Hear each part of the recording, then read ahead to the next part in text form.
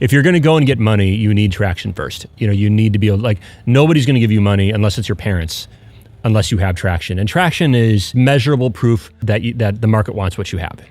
There's a lot of ways that can be done. Like the traction doesn't always have to be like super amazing numbers, so much as just proving that you can do something, And what a lot of teams do if they're able is that they'll build some type of prototype, but then you can go and talk to, an accelerator or an angel network and say, this is the stuff we've got with just the two of us.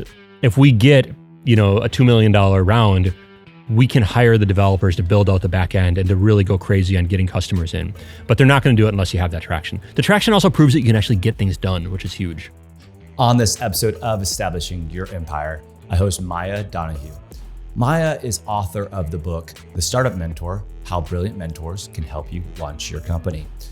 And over the last decade with the organization 3-Day Startup, Maia has been working with early stage founders and brilliant mentors around the world. He realized that getting the most out of mentorship isn't something that comes naturally. It is a skill that must be practiced and fine-tuned. He learned that a great mentor can make the difference in getting your company launched. They can help you learn from their mistakes, raise money, hire the right people, and so much more. But as a founder, it is up to you to make it happen. And this episode will show you how. You're listening to the Establishing Your Empire show, a podcast that inspires entrepreneurs, creatives, and future business owners to pursue their passions, grow their organizations, and build their empire. My name is Daran Herrman, and creatively, I'm best known for my photography. But business-wise, my claim to fame is growing a company from $15K per month in online sales to breaking the $1 million a month barrier. And I'm sitting down with interesting people to talk about their process, the lessons they've learned, and how they have established their empires. All right, I got Maia here on the Establishing Your Empire podcast. Thank you so much for coming out. We're outside in this beautiful November weather. Down, yeah, this is great. This is gonna be a lot of fun.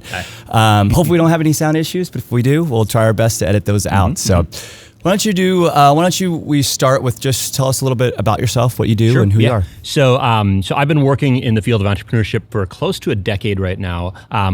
Right now I'm with 3-Day Startup, and so we're a global, nonprofit that helps students found companies all around the world.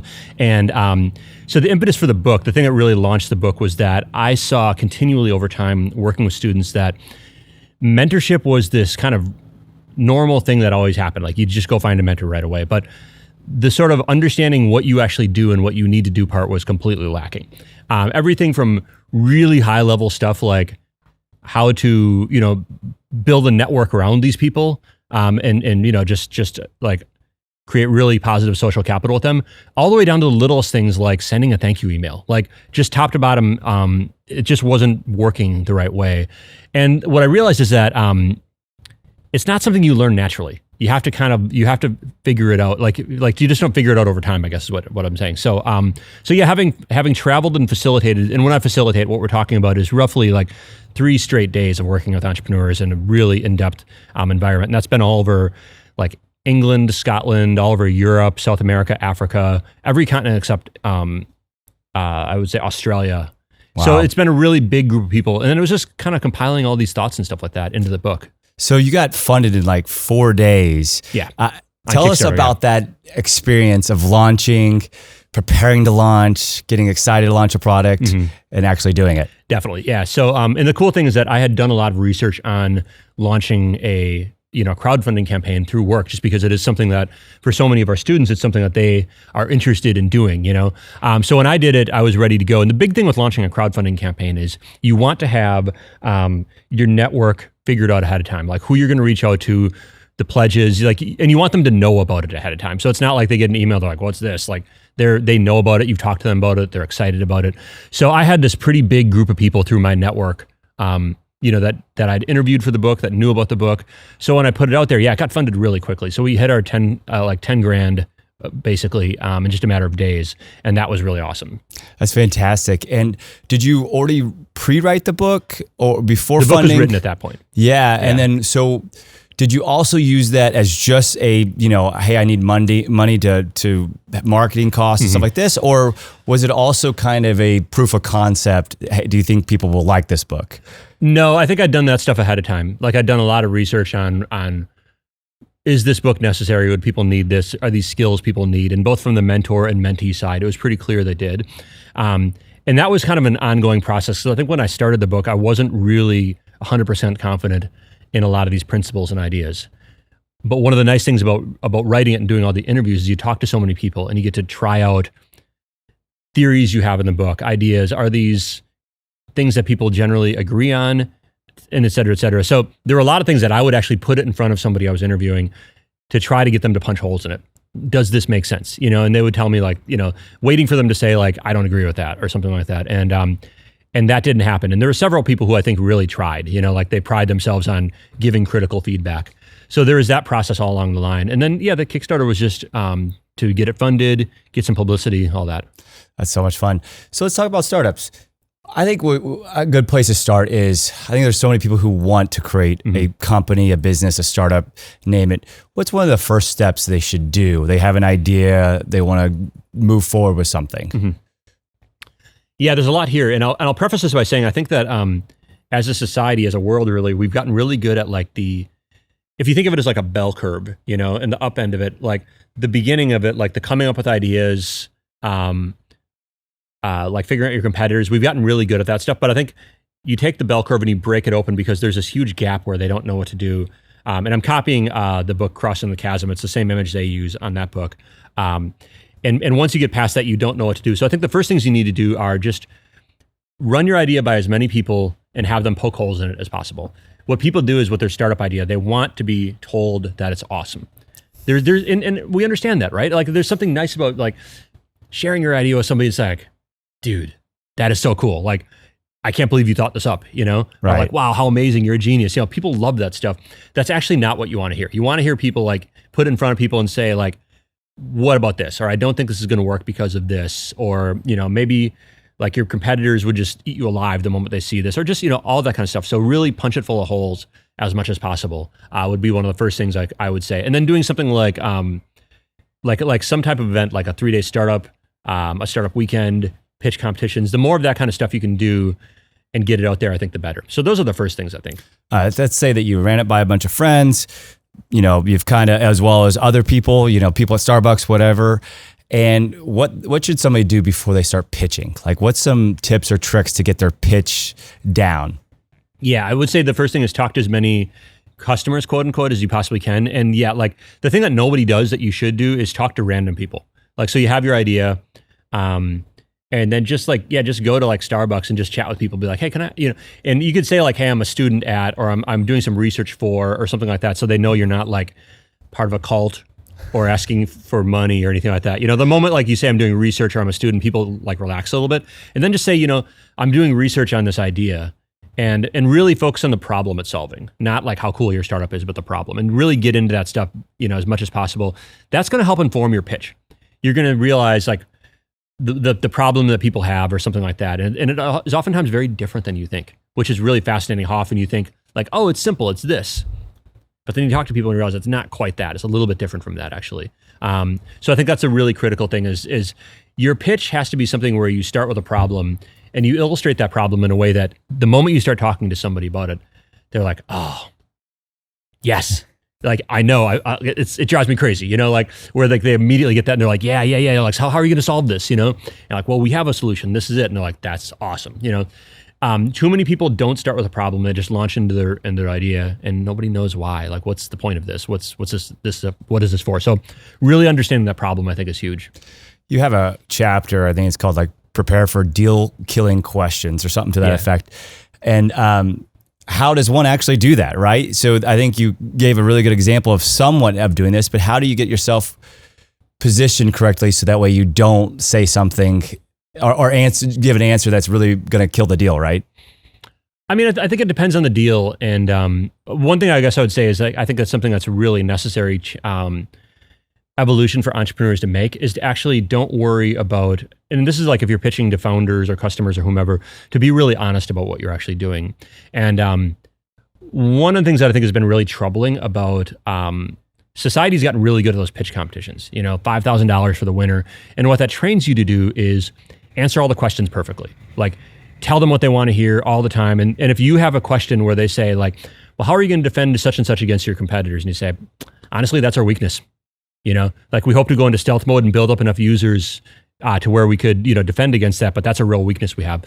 Being honest about that is so huge. But we don't live in a world that values that. So people will go into those, whether it's a pitch competition meeting with investors, ready to sort of tell them everything they want to hear. And this is what I call it's like the Fire Festival effect, where those guys started with a belief and then it turned out to be complete garbage. And then they just lied rather than just tell people that the thing they thought they could do wasn't true. You get yourself into a huge problem, I think, with that. So it's more about, it's not as much about like avoiding or like answering those questions correctly, so much as I think being really honest about those things, because it's going to catch up to you sooner or later. You cannot hide forever from that stuff. Talk to me the difference between like a incubator versus accelerator versus even doing it on your own. Like which ones do you recommend? What do you like? What's the differences? It's different, I think, for everybody. I think an incubator is a team that's, they're ready to go right now. It's a 3-month program, generally speaking, and they give you some money so that you can survive during that time. And then they take some equity. Incubator, I think of as being a little bit more like an office space type of thing, but there's a lot of similarities there as well. As opposed to going on your own, it's a tough one. I think it's different for everybody. I think accelerators can be useful for most people. And I see a lot of teams that are like, they've got to this point where like they've sort of done what they can do right now. They've made a lot of progress and they just need, like, we need that next step, and they're going to go in and they're going to like go all in during that time to really launch. So, okay. And then I think I don't know, it's a similar question, but I think it's a question that's important is what about seeking money or funding or whatever it would be versus just traction or gaining customers? You need you need traction first. Yeah, that's the big thing that nobody knows is like, if you're going to go and get money, you need traction first. You need to be able, like, nobody's going to give you money unless it's your parents, unless you have traction. And traction is it's measurable proof of like that the market wants what you have, basically. And there's a lot of ways that can be done. Like the traction doesn't always have to be like super amazing numbers, so much as just proving that you can do something, And what a lot of teams do if they're able is they'll build some type of prototype. And oftentimes it doesn't have to be it's not a thing that's scalable even. It's just something where, my co-founder and I get text messages when somebody fills in a form and then we go do the thing on the back end, which would at some point be this really, sophisticated, database or something like that. They're just doing that stuff by themselves. Totally not scalable, but then you can go and talk to, an accelerator or an angel network and say, this is the stuff we've got with just the two of us, just like getting text messages whenever anybody fills out our form. Like, it's going pretty well. If we get, a $2 million round, we can hire the developers to build out the back end and to really go crazy on getting customers in. But they're not going to do it unless you have that traction. The traction also proves that you can actually get things done, which is huge. Yeah, so it sounded to me like, because I think one thing that somebody might think about a lot is, all right, I got this idea. I want to build this perfect prototype, right? And it sounds like to me that perhaps an okay prototype and then go get feedback, get some, talk to some people, change some things, all that. So about the book, right? You were able to fund it because I think you had this, social capital. What's some tips and tricks to grow your community, meet with people, whatever you want to call it? What's some thoughts there? Yeah, absolutely. And I think that nobody can really launch a company without that community. Like, it's a huge, huge part of it. Everybody needs it. And you have to approach the community in a standpoint that's not about what do I get out of this, but what can I also give forward, which is sort of counterintuitive, because you think like, if I'm going out there and going to a bunch of events and stuff like that, I need some ROI. I need something back. But you're going to find pretty quickly that people aren't super antsy to help you out if you have this, I got to watch out for number one attitude. Like, nobody wants to help that person out. So you really have to approach it from a standpoint of helping other people. And that's what I get into with social capital. It's about building social capital. And social capital it's your network plus your reputation. So it's like, who do you know and what they say about you? And we've all been around where some people are talking about another person who isn't there, right? And sometimes you hear them saying like, this guy, not good, like just super dodgy, like stabs people in the back. It doesn't look good. And then you hear the opposite where people say like, have you heard of so-and-so? Like, oh man, this person is doing amazing stuff. Like, every time I meet with her, she's doing like, things are moving. Her company's really cool. Like those are different like elements of social capital. One person was very bad because they're doing all the wrong things, and one person was very good. And in order to really launch and do well with your company, you need your social capital doing work for you when you're not there. Like people are talking about you in positive ways. So like when you meet people, like I've already heard of you, like in a really good way. So the way I kind of map out building social capital is listening, helping, and building. And the easiest thing you can do, the sort of foundation of that pyramid, is just being a great listener. So you go to a networking event, you talk to some people, and you're not the one who's just like, okay, enough about you, let's talk about me. You love talking to them. And whatever they want to talk about, you just keep asking more questions about that and whatnot. So that's listening, and that's a really big thing. And it's really the foundation because you can't do the other stuff without being a great listener. The next thing is building. The next thing is helping. And that's where, you go out and meet people and you want to find ways to help them. It's not just about you, but I could introduce you to somebody, or, let me run through your prototype with you and give you some feedback, or, volunteer for an event you're doing or something like that. Whatever that might be, like you give that impression that you like to help people out. People find a way to pay that back to you, to say like, you're just a person who likes to help. I want to help you too. And then I think the final thing, the building, is really important in that you can talk a great game and be helpful and all that kind of stuff. But at some point people expect you to actually accomplish something. I mean, like just a podcast is an example of that. Like the fact that you're doing a podcast, people see that from a social capital standpoint as Daran can get stuff done. Like if he talks about a podcast, the podcast happens, It can be your startup, like your startup actually launched, even a prototype of your startup. You're proving that you can do something. And like I talked to like Mark Nathan here in Austin, he mentioned how just starting a meetup group, you built something. And he loves to talk about how like the first couple meetings, 2 people showed up. Did it suck? It kind of sucked. It was sort of a bummer, like you thought like hundreds of people would show up, but you keep at it and things happen. And you prove that you can do that. So a lot of people, like you might move to a new community and say, I'm going to start a startup meetup group for this certain type of founder that I fit, that just I feel like isn't getting a lot of love right now, and that can really help you get some really positive social capital where people are talking about you in a positive way. So that's the thing that's really essential for your community. You got to get out there and talk to people, but don't miss those opportunities by not generating positive social capital. And you already gave some great examples, but let's talk about COVID with that, right? Mm-hmm. How to get some social capital, how to network. Anything that's worked for you over these last, it feels like 8-9 months now? Yeah, it has been about that. Yeah. Yeah. Well, I think in some ways, the connection apparatus still takes place from the standpoint that people are still making connections. People are still saying, oh yeah, let me introduce you to so-and-so or something like that. So those things are still happening. It may have sort of put more emphasis on online, just cold outreach to people, like via LinkedIn and stuff like that. But that's also dangerous because, well, not dangerous, but I think like you still need a reason why. Mm-hmm. Like if you reach out to somebody, that should be like something very specific. Because I sort of avoid the networking attempts where somebody doesn't have any reason. Oh, I get like 5 a day. Yeah. And I don't look at it. Why? Like, what are we going to be talking about? What do you need?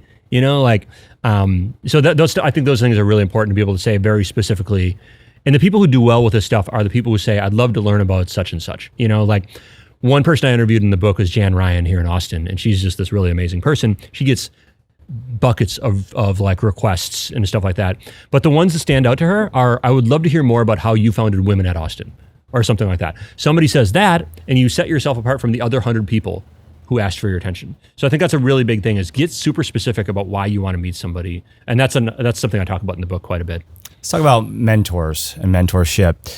I think a great place to start is how to find mentors. And a little background is I have a buddy right now that's thinking about changing careers. Mm-hmm. Been kind of in the physical world where he's actually working with his hands, stuff like that, and wanting to get more into something completely different, maybe the tech industry or something. And my first thing was, hey, you got to get around some people, find some mentors. How would somebody like that start to find some mentors?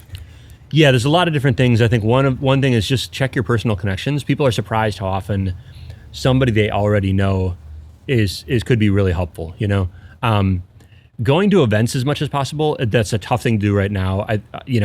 As we are right now in November, we're hoping that we're kind of emerging from this. So hopefully when a lot of people watch this will be old news. But going to as many events as you possibly can, I think can be a really good thing. Finding connectors, people who just love to help you meet other people can be really good. I'm trying to think of the other ones. I've got a whole list of areas of how to find mentors. For people that are already customers or already entrepreneurs, like your customers can be great mentors. That's another one. And then, like I mentioned earlier, just creating your own group, whatever that might be, can be a great place to sort of find mentors. One thing I did offhand that I didn't even expect to go anywhere is I just started you can see my Lambo hat. I just started a Packers group on social media for Packers fans, former punk rockers who love the Packers, and just hundreds of people suddenly just thrushed in, and it's this big group that watches the game every single Sunday. So who knew, right? Yeah. But you can start a group in the weirdest way and reach out to people. And if it's entrepreneurship related or related to your market or whatever your interests are, there's a decent chance that you're going to start to find people that would be good mentors for you. Some of that, you mentioned customers could be great mentors. I think it's really interesting. Yeah. Can you go in more detail with that? Yeah, that was one that I mentioned. Jan Ryan and Lucas Bazemore both brought that up, and I'd never thought of that before. But you could be a company that has just a handful of early adopters or something like that. And those people, in some senses, know your product better than you do, because you've had your product from the ground up, but they see it for the first time as a newcomer. And oftentimes, they can help you with all kinds of things about what your customer acquisition channels look like, things like that, and kind of point out how it worked for them and how it could work for you. And because they're early customers, they care about you already. They have that in there, and they're really excited to kind of help the CEO out or something like that with some feedback. So that was just something I'd never thought about before I started writing the book, is how customers can actually be really good mentors for you as well. And I've talked to quite a few people who ended up hiring customers turned mentors into people, and they actually hired them for the company as well. Yeah, that's really interesting. I think it's a great approach also. And even just establishing that dialogue could make you, at the very least, be more in tune with your customer, and maybe absolutely. a stronger connection there. Yeah. Let's talk about the 3-day startup a little bit more. You've been, 70 plus different startup programs around the world, been all over the place. Yep. Maybe go back and how you got involved, how it first began, and then just kind of take it from there. Yeah. So my philosophy was always just help other people out indiscriminately. That's what I always believed in this world. Just help other people out, and it's going to come back to you somehow. You don't know how it's going to happen. So when I was a student at University of Wisconsin, I participated in a 3-day startup back in 2011 is when that came around. And from there, I just joined the organizing team locally, so we'd just come together and work on organizing this program, and it was fun, it was exciting and all that. And then when I graduated, I actually joined the team and then got married. My wife and I moved down to Austin back in 2013. So we've been here since then. And so that's kind of how I began. But then, you facilitate these programs, and it's a ton of fun, and you just get to meet people. And the travel part is great. You travel someplace around the world, and you already have connections there and all that kind of stuff. It's just really cool. And what's a common, quote unquote, customer that you guys serve, right, for the 3-day startup? It's generally universities. So we have a university, and they will have, say an entrepreneurship center or something like that. But they're looking for a little something to sort of bump up student participation. They get a lot of students that don't really have an idea yet, or they have this idea and they don't know how to develop it. They're having a hard time getting students to work together. And our program does all that stuff. People come in with a little bit of an idea, no idea whatsoever, something they've been working on for 2 years. And we throw them together with some people, and they form teams. So they have their little co-founder groups. They just spend the next 3 days working through the Lean Canvas, which is a tool developed by Ash Moria here in Austin, doing customer discovery, prototyping, learning to pitch, all that kind of stuff. So they just go crazy on this stuff and make a ton of progress in just a few days. Any big success stories that come from it, or any interesting stories? Yeah, there's a ton of interesting stories. If you go to the wall at 3daystartup.org, there is a list of the companies that have been launched out of the program. Ton of stories. I'm trying to think of some good ones. Well, one of them I love is we had this company called Fly Labs. And they told the story at our global roundup conference a couple of years ago. And it was a funny story because they came out of Cornell, and it was a video editing software. And so the usual startup journey where, you get out of college and you've got your co-founder team, and then some people leave, other people come in and all that kind of stuff. And they had a product, but they weren't making any money, so they were like running out of money. The co-founders are ready to bail ship and go find real jobs, quote unquote. But then Tim Novikoff, the founder, the CEO, they're Cornell, so they're New York based, and he goes to this startup / networking party somewhere in New York City, and who shows up but Mayor Bloomberg, Michael Bloomberg, So Wow. he shows up, and Tim manages to chat with him for a few minutes, just whatever, like, oh yeah, tell me about your company, blah, blah, blah. Oh, cool, that sounds great. Like talked for a few minutes, And then as he was on his way out the door, some news, camera people, like news organizations came and interviewed the mayor. They got the same setup as we have, lights, all that. Tell us what you're doing here. What's this all about? And the first thing the mayor does is name drops Fly Labs and Tim Novikoff. And of course, the mayor's talking them up about how like this amazing product and they're going to do great things and all that kind of stuff. So next thing you know, he's getting like all these calls from angel investors who want to fund the company and all that kind of stuff. And that succeeded, and he ended up selling the company to Google. Wow. So that was kind of a funny, and what I like about the story is like, it involves like the community element of it, of like, in this case, what saved them wasn't just writing better software, but just getting out in the public and talking to people. You never know who you're going to meet. And then just being really resilient, just like being able to kind of keep fighting and all that kind of stuff. So that was I think that's one story that I liked a lot. I've always thought motivation's very powerful. Not motivation, but momentum's very powerful. Yeah. Just getting the ball rolling, pushing it forward. And you mentioned fundraising, and I know that's a crazy story, but what's some other ways that somebody that could get, to get fundraising? What's some thoughts around that, and things that have worked for people, or just even recommendations or advice? Right. And I think fundraising is one of the most misunderstood topics out there. I feel like the public's idea of fundraising is still stuck in the pre.com bubble era of you have a cool URL and like somebody gives you $5 million, something like that. People still think like that investors just want to give you money because you have a great idea, and that those times are long gone. So I mentioned the traction thing a little bit already. Let's see. So how to get fundraising? I think first of all, one important thing is that investors don't care that you need money. And everybody seems to think like, oh, we need money, so we should go raise money. And nobody cares about that. That does not enter any investor's prism of like why I actually care about this. Like everything else, and that's why it is actually a pretty important topic in the book. It's all about networking and getting out there and talking to people. Because if investors invest in you, especially angels, they're going to want to know you and like you as a person. They want to know that you show vulnerability, that you're coachable, that you're easy to work with, that you're fun to be with, that like if we grab coffee and talk about the company and it's like, I love hanging out with you. It's like the best part of my week, I've never heard an angel investor say, I got this company, total dickheads, super dishonest, but man, they've got a great idea. So I'm funding these guys. Like, no, nobody ever says that, So I think like the relationship element of that is really important. In many ways, it's like dating. You get out there, and once you've got that traction and you've proven that customers like your product, and now you have this argument that we just need more money and we can do more stuff with this. It's the dating process. You're just getting out there and talking to as many people as you can, as many touch points as you possibly can. And in a place like Austin, they want to get to know you super well. So it's a lot of getting dinner, coffee, hanging out, and before they get really comfortable doing it. And then from there, usually an angel investor is going to be part of a network. So they're not going to invest in you by themselves. They're going to act as a lead investor, and they're going to bring on several other people. And they sort of act as social proof. Like, hey, I'd like you to meet Daran. And they're like, well, if this investor likes Daran, he must be pretty cool. He must know what he's doing. And then they kind of come together as a big group of angels and fund you together. That's usually what happens.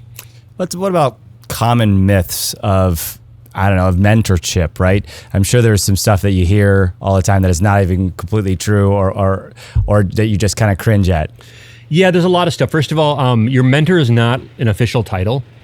There's a lot of instances where your mentor doesn't even know they are your mentor, and that's okay. So I think that's one thing is like, it's very, very unofficial, so to speak, you can have several different mentors if you want. But I think if there's one really big misconception that I think fuels the book, it's that, it's the sense that I need something, therefore I'm going to go meet with a mentor. And therefore this relationship, quote unquote, is all about that mentor giving me something, whether that's great advice, introductions to people. and I don't need to give anything back. They're just going to give me the thing, and that's great. It truly is a relationship. And I think that if there's one big misconception, it's that you just get a half-hour meeting with a mentor and that's awesome. Like, you're good to go. Usually you're not going to get everything you want in that first meeting. It's going to take time to sort of build that up. And any kind of conception that you're going to have that meeting with a mentor and they're going to like give you the answer. You're like, oh my God, we've been like just treading water this whole time. And now that we met with a mentor, like, it's so clear to us. We just need to do this thing and we're rocking now, Doesn't usually work that way. The good stuff that comes out of mentorship comes over time. It's building up a relationship with that person, and you meet with them for coffee, then you see them all different kind of places. And every time you see them, you keep building up more trust, more social capital, all that kind of stuff, to the point where that person is willing to really help you out with something, help you out with like bigger things, so to speak. Introductions, trusting you more with the kind of stories and feedback they give you and things like that. That stuff all really factors in. So now that the book's been out and it's been funded, and it's you have it, it's physical as well as digital, and you get it on Kindle version. What's been your approach to marketing? How do you get more sales? Right. Mm-hmm. We're in the process right now. So some of it got pushed back with the pandemic, with printing and all that kind of stuff. But for right now, it's just doing as many kind of book talks and podcasts and stuff like that as possible. And then once enough people have read the book, getting it onto Amazon. It's actually not on Amazon yet because I want to make sure that enough people have read it that I can get some reviews right away, and then get the reviews going and hopefully get more traffic and whatnot to the book, and then just keep building that stuff up more and more, I think is what it is. Yeah. And then what about mentorship for you? Like, who has there been any mentors around in your life? It's been pretty meta. And also I always ask that question in case somebody hasn't have a lot of mentors, but books as well. But any stories or any people that you want to talk about? Yeah, one of the best mentors I had was Amos, who's the managing director of Techstars here in Austin, and that was a really good one because I wanted to talk to him about mentorship, and he and Jason Seitz from Techstars have some of the best input that's in the book. But Amos is interesting because he had also just written his own book. So in addition to giving me feedback, he was also mentoring me about just being writing a book as well, and that was really great. And some of the good feedback that he gave is the fact that you, as a book author, you don't look at like scalable the way you do with like a high tech startup where like we just need to get thousands of new users and like, but any person you can get to read your book is positive. Even if they just read one chapter, that's really good. And that was one of the best bits of advice I got that I think helped a lot is when I finished the first go around of the book and I wanted to get as much feedback as I could, I reached out to a lot of students and early startup founders, the kind of audience for the book. And my ask, according to what Amos had mentioned, is can you just read one chapter? That is so much easier than can you read the whole book. It's really easy to say one chapter, I got that. It's 6 pages or whatever, I got that. So they would read that chapter and they'd be filling it up with comments, because I'd share it in like docs and they'd have all these comments and all that. So it's a great way to get some of that feedback. So that was one bit of advice that was really helpful. Luz, who wrote the book Venture Girls, was another person that helped out a lot. So yeah, I had my own mentors who helped with kind of getting the book out as well. So why did you write the book? The biggest thing was that I was looking to help people in the 3-Day Startup Network with the mentorship thing, because I had so many meetings with people where we would meet up and like I said, it would be like, we'd meet for half hour, we'd grab coffee, and then nothing would come out of it. I'd get the sense like, they didn't take notes. Did they remember any of this stuff? Did anything good come out of that?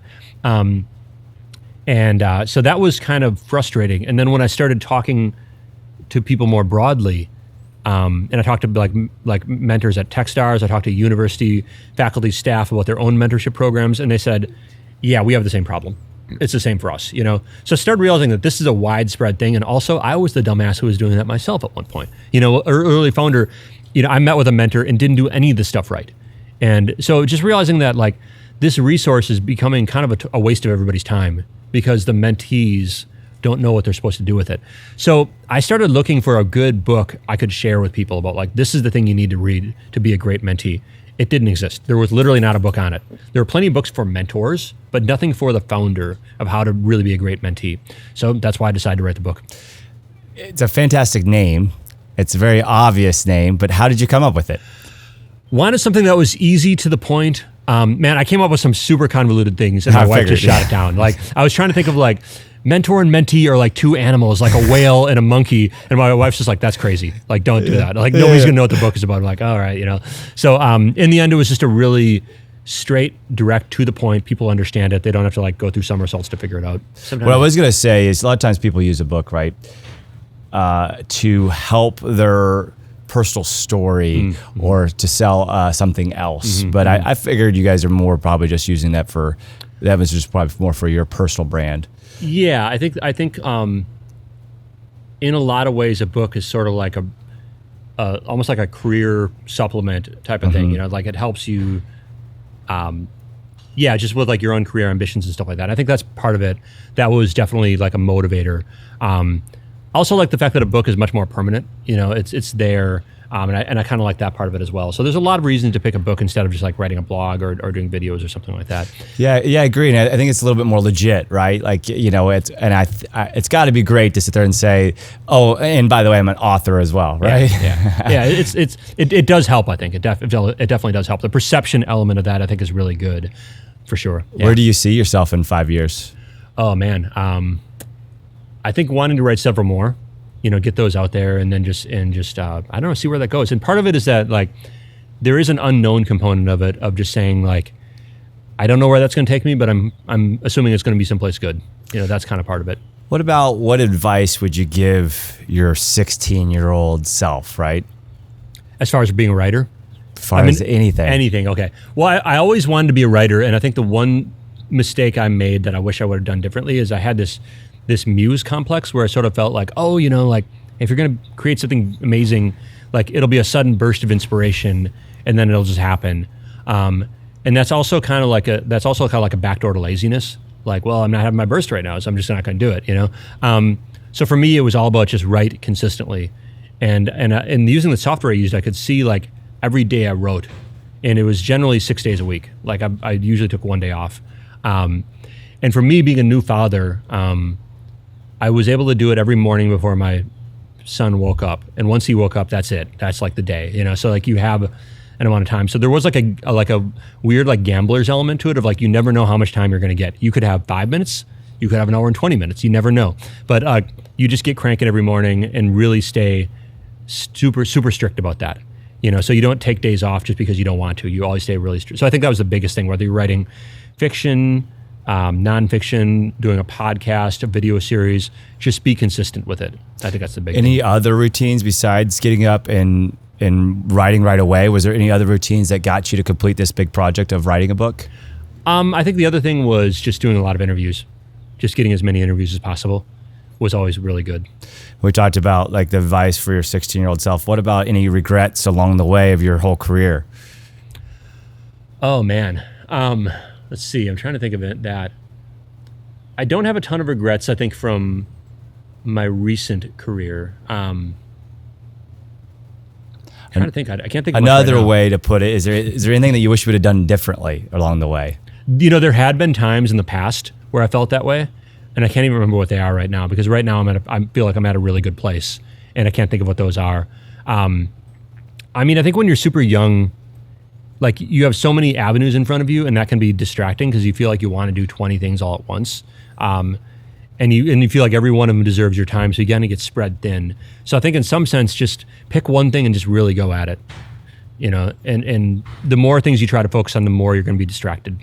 What's something that when you were writing the book, like that you wish you would have known that you probably know now, right? Before you started out, or why you were going?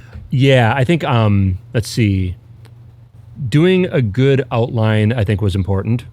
So there was too many things where I just kind of like dove right in, and then I realized like quite a bit of the book was editing stuff where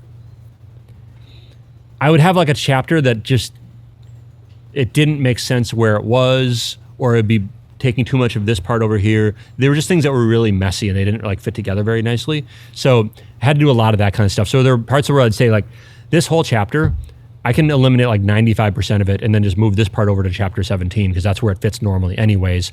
I guess another thing I think is interesting is as far as mistakes is that there were a lot of things in the book that I just sort of thought were super clever, but they're only in there because I thought they were clever. Not because they were necessarily like useful or even interesting. And a lot of times like my editors would say, that's not actually as clever as you think it is. And it's like, yeah, you're probably right about that. So there are a lot of things I cut, you know. Same thing about a business a lot of times. People put stuff in there because they like it, but it doesn't really make sense to the customer or the client, right? Exactly. The customers don't need this, so just get rid of it. And so the editors I had for the book were Shayna and Cam, both from 3 Day Startup, Lucas Bazemore, I mentioned, and then Corinna were the people that edited, as well as my wife. So I had 5 editors that all, know a lot about startups and whatnot, and they were able to put a ton of help into making the book happen. So really grateful for that. But they were the ones who were like, why is this here?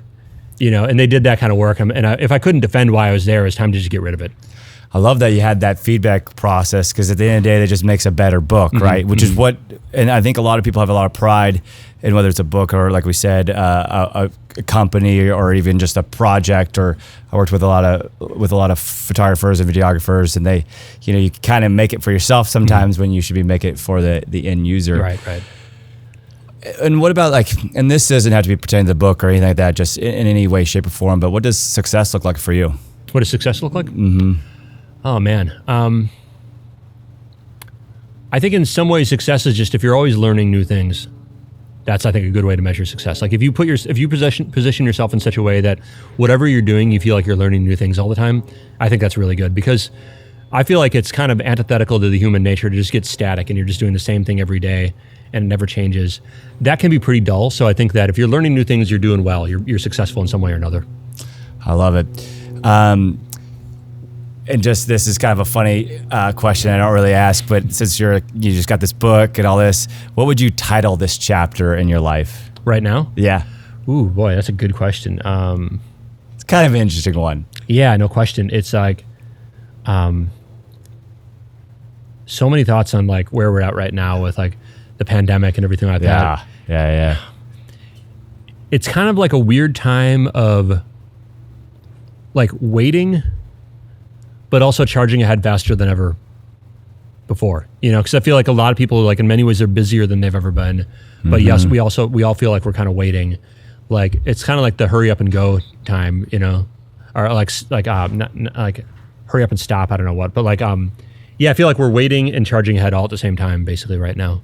So this is my last question. It's how I end every podcast is, how would you like to be remembered?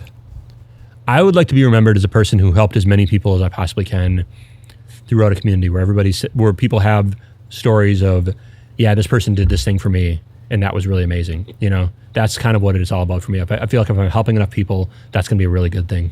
Well, I appreciate you so much to be on the Establishing Your Empire podcast. It was great to be outside, and just great to have a podcast in person. Yeah, I know. It's been awesome. Yeah. I appreciate it. Thanks. Thanks a lot. Yep. Cheers.